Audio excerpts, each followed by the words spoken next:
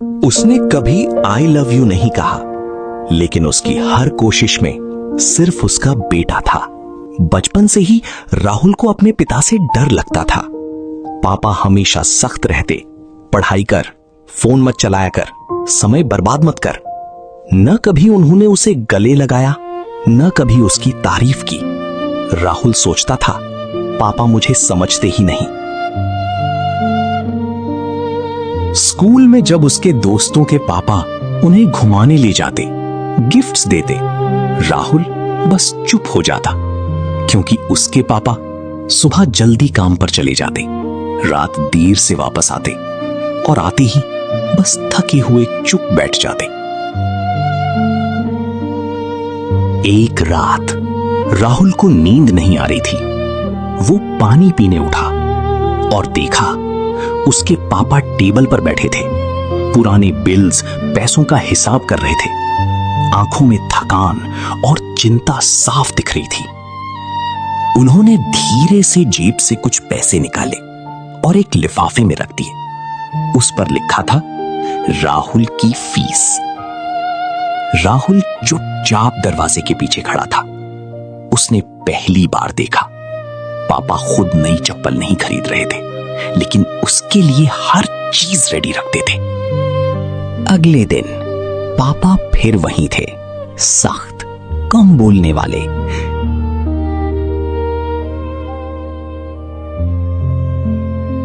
लेकिन अब राहुल की नजर बदल चुकी थी। उसे समझ आ गया, पापा बोलते कम हैं, लेकिन हर दिन बिना बोले प्यार जताते हैं। हर प्यार आई लव यू से नहीं होता। कुछ प्यार जिम्मेदारियों में छुपा होता है। और सच ये है, पिता का प्यार सबसे गहरा होता है, बस वो कभी दिखावा नहीं करता। एपिसोड 1।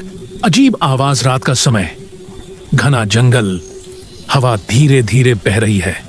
अचानक जंगल में गूंजती डरावनी आवाज, पेड़ों की पत्तियां हिलती हैं, झाड़ियों में हलचल और सभी जानवर डर के मारे छिप जाते हैं। गोलू खरगोश एक पेड़ के पीछे कांप रहा होता है। ये तो पक्का भूत है, मैं आज से गाजर खाना छोड़ दूंगा। पास में फिर की लोमड़ी हंसती है, तू गाजर छोड़ेगा तो जिंदा कैसे रहेगा। उसी समय चीकू हिरण दौड़ता हुआ आता है। तुम दोनों यहां हो? पूरे जंगल में डर फैला हुआ है। ऊपर पेड़ पर बैठे उल्लू गुरु बोलते हैं, डर का कारण समझना जरूरी है, भागने से कुछ नहीं होगा।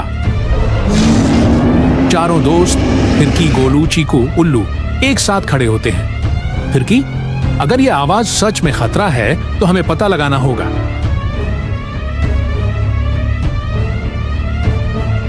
गोलू डरते हुए, और अगर ये भूत हुआ तो? चीकू, तो तू उससे दोस्ती कर लेना। सब हंसते हैं, लेकिन माहौल अभी भी रहस्यमय है। मिशन तय, आवाज का पीछा करेंगे। रात और गहरी हो जाती है, जुगनू चमक रहे हैं, पेड़ों की परछाइयां अजीब लग रही हैं, हर आवाज डर पैदा कर रही है। अचानक झाड़ियों में सरसराहट। गोलू चिल्लाता है, आ गया, मैं तो गया। भागते भागते सीधे पेड़ से टकरा जाता है। हीरो बनते बनते जीरो बन गया। जैसे ही वे आगे बढ़ते हैं, जमीन हिलती है, एक पुराना पेड़ गिरता है। चीकू तेजी से कूदकर गोलू को खींच लेता है। उल्लू उड़कर ऊपर से रास्ता दिखाते हैं। फिरकी, ये सिर्फ आवाज नहीं, कुछ तो गड़बड़ है। आवाज और तेज हो जाती है। वे एक पुरानी अंधेरी गुफा के सामने पहुंचते हैं। गोलू, मैं यहीं रुकता हूं, तुम लोग जाओ। फिरकी, और अगर अंदर ट्रेजर हुआ तो? गोलू तुरंत, चलो मैं आगे चलता हूं। जैसे ही वे गुफा के अंदर कदम रखते हैं, ठंडी हवा का तेज झोंका, आवाज गूंजती है, और फिर अंधेरे में कुछ नीला नीला चमकता है। उल्लू गुरु धीरे से कहते हैं, ये जादू है। गोलू धीरे से आगे बढ़ता है। मैं छू कर देखता हूं। जैसे ही वह हाथ बढ़ाता है, पूरी गुफा तेज रोशनी से चमक उठती है। सब चौंक जाते हैं। मॉरल, डर का सामना करने से ही सच्चाई सामने आती है। आगे क्या होगा क्या वो नीली चमक कोई जादुई शक्ति है या किसी खतरे का संकेत? क्या गोलू सच में उसे छू पाएगा या कुछ अनहोनी हो जाएगी? और उस गुफा में आखिर छिपा क्या है? जानने के लिए देखिए अगला एपिसोड। जंगल मिस्ट्री एडवेंचर एपिसोड 2 गुफा का रहस्य। गुफा के अंदर फैली तेज रोशनी धीरे धीरे कम होने लगी। हवा में अब भी ठंडक और रहस्य घुला हुआ था। फिरकी, चीकू और उल्लू गुरु ने धीरे धीरे अपनी आंखें खोली, लेकिन जैसे ही उन्होंने चारों तरफ देखा, उनके चेहरों पर डर साफ दिखाई देने लगा। गोलू वहां नहीं था। फिरकी की आवाज कांप गई। गोलू? गोलू कहाँ गया? चीकू घबराकर पीछे हट गया। अभी कुछ ही पल पहले वो उनके साथ था और अब वो अचानक गायब हो चुका था।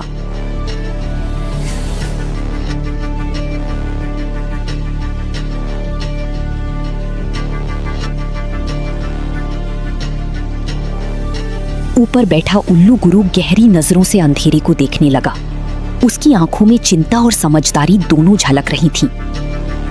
इस गुफा में कुछ है, उसने धीमे लेकिन गंभीर स्वर में कहा, जो हमें समझना होगा। तभी गुफा के अंदर से फिर वही आवाज गूंज उठी। इस बार वो आवाज पहले से ज्यादा गहरी और डरावनी थी। तीनों धीरे धीरे उस आवाज की दिशा में बढ़ने लगे। हर कदम के साथ गुफा और गहरी होती जा रही थी।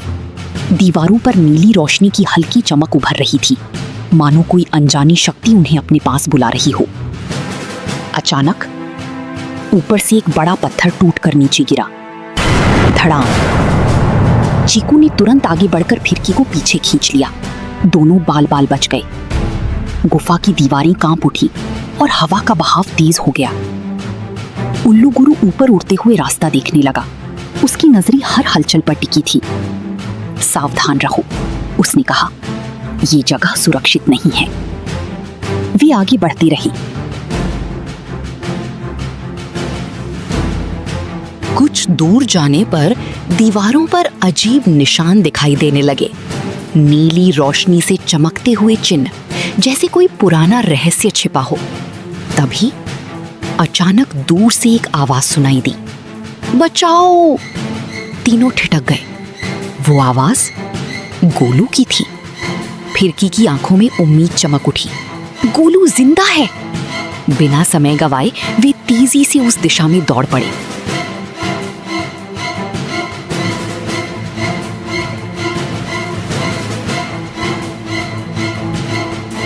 गुफा के अंदर अब हवा और तेज हो गई थी। नीली रोशनी हर तरफ फैलने लगी थी।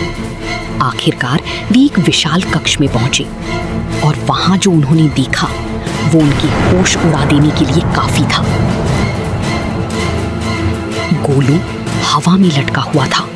उसके नीचे एक चमकता हुआ नीला पत्थर हवा में घूम रहा था। उसकी रोशनी पूरी गुफा में फैल रही थी। गोलू डर से कांप रहा था। मैंने बस इसे छुआ था और ये खुद ही मुझे ऊपर उठा लिया।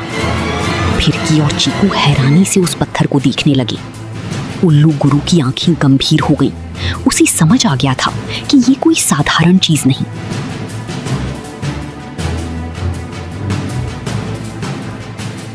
अचानक पत्थर और तेज चमकने लगा। पूरी गुफा हिलने लगी। हवा का बहाव तूफान जैसा हो गया और फिर गुफा की गहरी अंधेरे में एक विशाल परछाई उभरने लगी। धीरे धीरे उस परछाई के बीच से दो चमकती हुई आंखें खुली। एक भारी गूंजती आवाज पूरी कक्ष में फैल गई। कौन है जिसने मेरी शक्ति को छुआ? तीनों के दिल की धड़कनें तेज हो गई।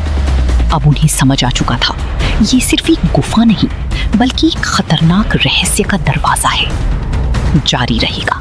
क्या गोलू बच पाएगा? क्या उस नीले पत्थर का रहस्य सामने आएगा? और वो डरावनी परछाई आखिर है कौन? ये जानने के लिए देखिए अगला एपिसोड।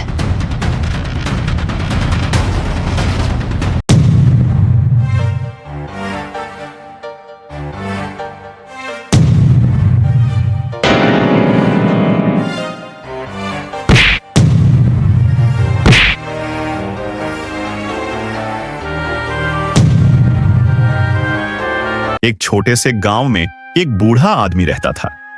वह हर दिन सुबह उठकर नदी से पानी भरकर लाता था। उसके पास 2 घड़े थे, एक बिल्कुल सही और दूसरा थोड़ा सा टूटा हुआ। हर दिन जब वह नदी से पानी भरकर घर लौटता तो टूटा हुआ घड़ा रास्ते में थोड़ा थोड़ा पानी गिरा देता। घर पहुंचते पहुंचते वह आधा खाली हो जाता। सालों तक ऐसा ही चलता रहा। एक दिन वह टूटा हुआ घड़ा दुखी होकर बोला, मैं आपके किसी काम का नहीं हूं। आप इतनी मेहनत से पानी लाते हैं, लेकिन मैं आधा रास्ते में ही गिरा देता हूं। आप चाहें तो मुझे फेंक दीजिए। बूढ़ा आदमी मुस्कुराया और बोला, कल तुम ध्यान से रास्ता देखना।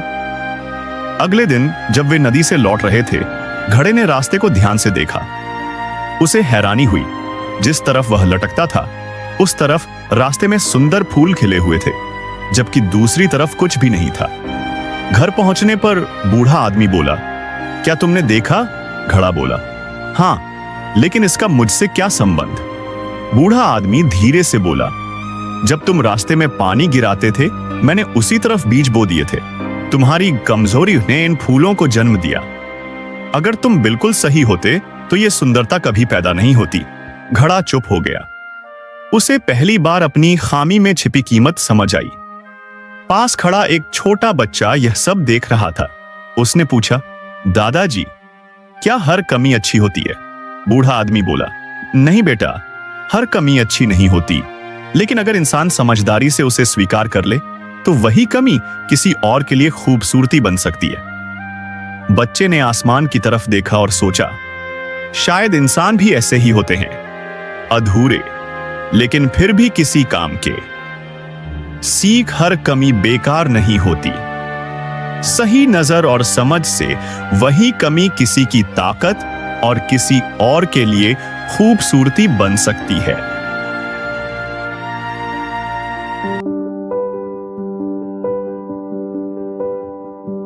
एक छोटे से गांव में अर्जुन नाम का एक लड़का रहता था।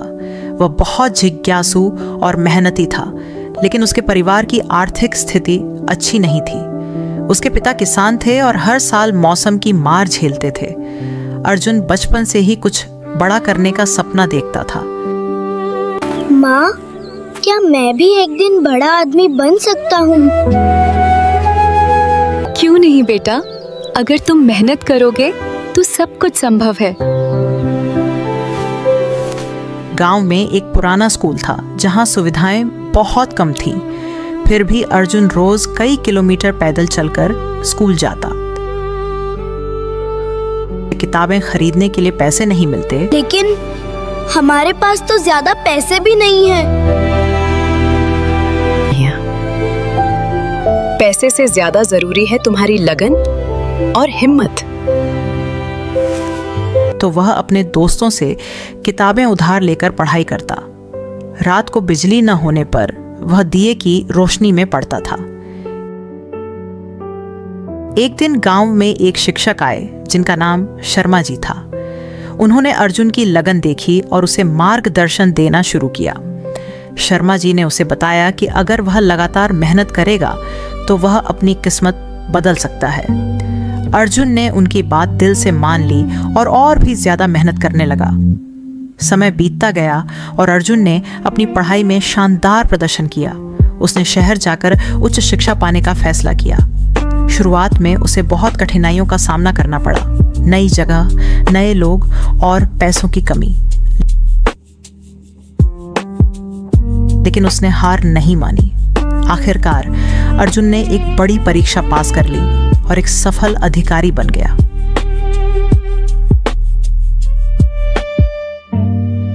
जब वह अपने गांव लौटा तो पूरे गांव ने उसका स्वागत किया। बेटा, आज मुझे तुम पर बहुत गर्व है। माँ, ये सब आपकी और गुरुजी की मेहनत का फल है। अर्जुन ने अपने गांव में एक नया स्कूल बनवाया ताकि आने वाली पीढ़ियों को वही संघर्ष न करना पड़े जो उसने किया था। यह कहानी हमें सिखाती है कि कठिनाइयां चाहे कितनी भी बड़ी क्यों ना हो, अगर इंसान में मेहनत और दृढ़ संकल्प हो तो वह हर मुश्किल को पार कर सकता है।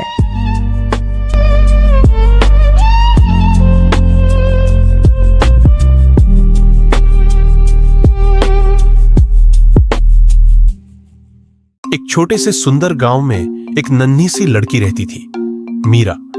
उसकी बड़ी बड़ी चमकती आंखें, गोल सा चेहरा और हमेशा खिल्ली रहने वाली मुस्कान उसे सबकी प्यारी बना देती थी। गांव के लोग कहते थे, ये बच्ची नहीं, एक छोटी सी परी है। मीरा की सबसे खास बात थी उसका दिल। वह खुद से ज्यादा दूसरों की खुशी के बारे में सोचती थी। एक दिन की बात है, मीरा स्कूल जा रही थी। रास्ते में उसने देखा कि एक छोटा सा पिल्ला कांप रहा था।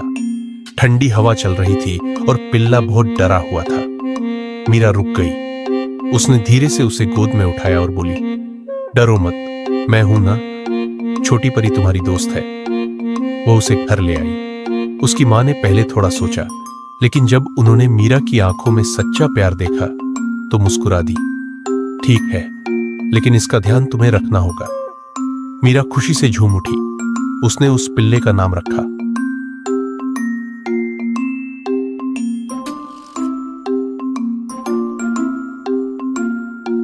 चिंकी। अब हर दिन मीरा पहले चिंकी को खाना खिलाती, उसे नहलाती।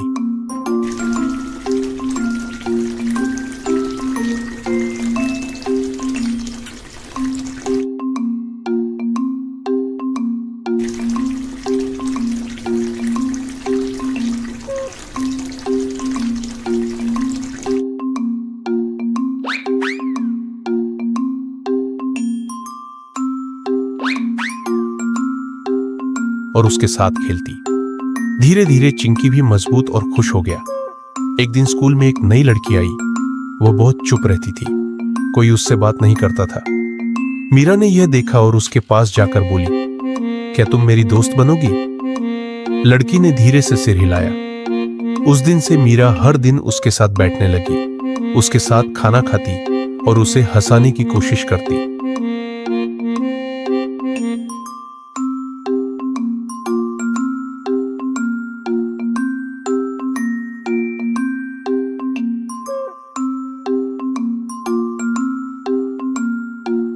कुछ ही दिनों में वह लड़की भी मुस्कुराने लगी। शाम को जब मीरा घर आई तो उसकी मां ने पूछा, आज क्या किया मेरी छोटी परी ने? मीरा हंसते हुए बोली, बस मां, आज मैंने 2 काम किए, एक दोस्त बनाया और एक पिल्ले को खुश किया। मां ने उसे गले लगाया और कहा, यही तो असली जादू है। मीरा ने हैरानी से पूछा, जादू कहां? मां ने उसके दिल पर हाथ रखते हुए कहा, यहीं तुम्हारे अंदर। उस रात मीरा आसमान की तरफ देखकर मुस्कुराई।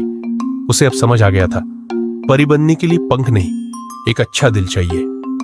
सीख, छोटी छोटी दयालुता और सच्चे दिल से किए गए काम ही असली जादू होते हैं।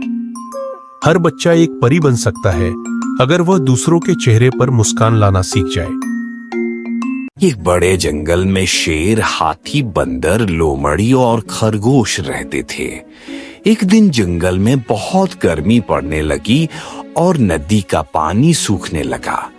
सभी जानवर एक बड़े पेड़ के नीचे इकट्ठा हुए। दोस्तों, अगर हमें जल्दी पानी नहीं मिला तो हम सब मुश्किल में पड़ जाएंगे। मैंने कल नदी देखी थी, वहां अब बहुत कम पानी बचा है। तो अब हम क्या करें? अगर पानी खत्म हो गया तो हम कैसे जिएंगे? हमें जंगल के दूसरे हिस्से में जाकर देखना चाहिए, शायद वहाँ पानी मिल जाए। मुझे लगता है कि पुराने पहाड़ के पीछे पानी हो सकता है। तुम इतने छोटे हो, तुम्हें कैसे पता कि वहाँ पानी है? मैं कल वहाँ घूमने गया था, मुझे वहाँ की जमीन थोड़ी गीली लगी थी। खरगोश की बात में दम हो सकता है, हमें वहाँ जाकर देखना चाहिए। हाँ, अगर वहाँ पानी मिला तो हम सब बच जाएंगे। ठीक है, हम सब साथ चलेंगे और पहाड़ के पीछे देखेंगे।